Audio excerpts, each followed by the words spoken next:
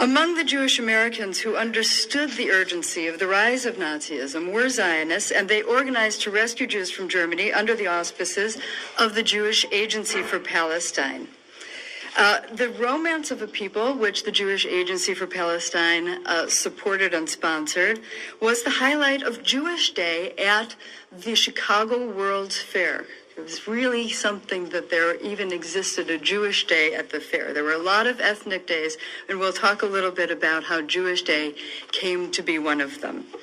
But it was the highlight. It would use a chorus of over 3,500 people, colossal stage properties, as you can imagine, amplified sound, the very latest in lighting effects, music that spanned 4,000 years of Jewish history and experience in diaspora.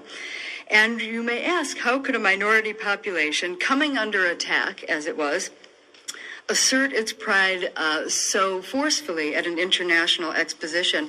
And the answer lies, I think, in the special conditions of the World's Fair that sought to bring the whole world into one concentrated space, but that is also in large part attributable to the men and women who created and pushed the production forward.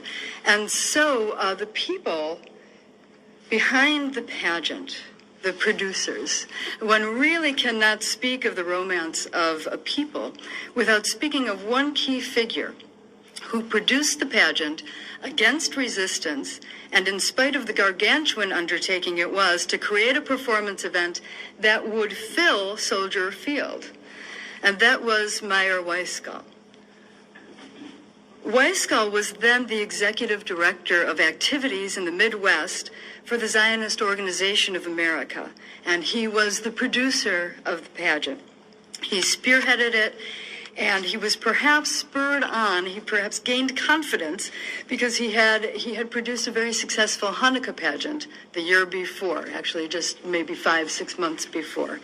And he felt that performance would be the appropriate representation of the Jewish people at the World's Fair.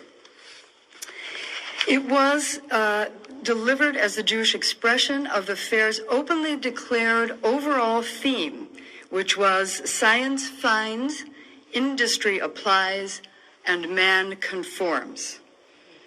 And it profoundly inserted Jewry into the fair's subtextual but omnipresent narrative of the march of human progress. Weisskall's path as a producer was not completely free of obstructions.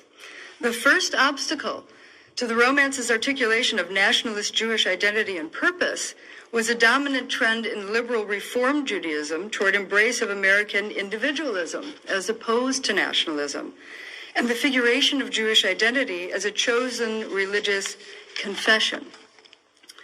And this ideation of Jewish identity, focused on cultural assimilation and profession of faith, was on permanent exhibit at the fair in the Jewish booth at the Hall of Religion.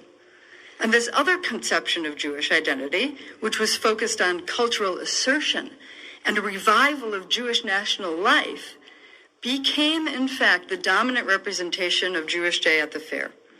A special day in which Jews as an ethnic group, like other ethnic groups, were given focus. Now, luckily, Weisskall wrote about this in his autobiography, which he published in the 1970s. He called it So Far. And he talked about plans for Jewish appearance at the fair and how they were delayed because the Chicago Jewish leaders were divided about the categorical definitions of Jewish community. Was it held together through religious belief and practice? Was it about biological inheritance, distinctive cultural behavior, some sort of combination? Jewish participation in the fair was delayed because there was this undecidability about exactly what Jewish identity was. Still, Weisskall was tenacious, and he gathered a team of writers, prominent Jewish Chicagoans, and performing artists, and he began to pull together the greatest live demonstration of Jewish national identity that had ever been staged. Brandeis professor Stephen Whitfield, expert on Jewish American culture, who wrote a foreword to the 2000 reprint of the FAIR program that the Chicago Jewish Historical Society put out, and it's beautiful.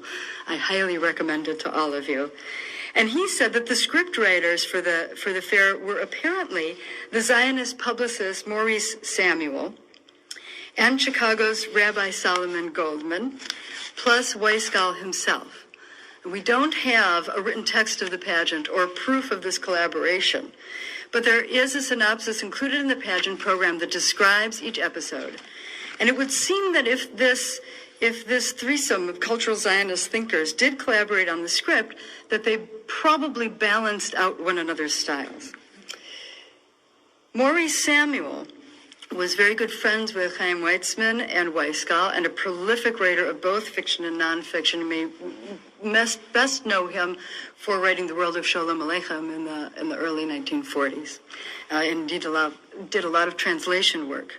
He had a piercing intelligence, often controversial. In 1931, he wrote a book called On the Rim of the Wilderness, The Conflict in Palestine. And he minced no words in his opinion that held Arab leaders in pretty low esteem. He accused them of incompetence and, at best, greed and power-driven manipulation of their own people.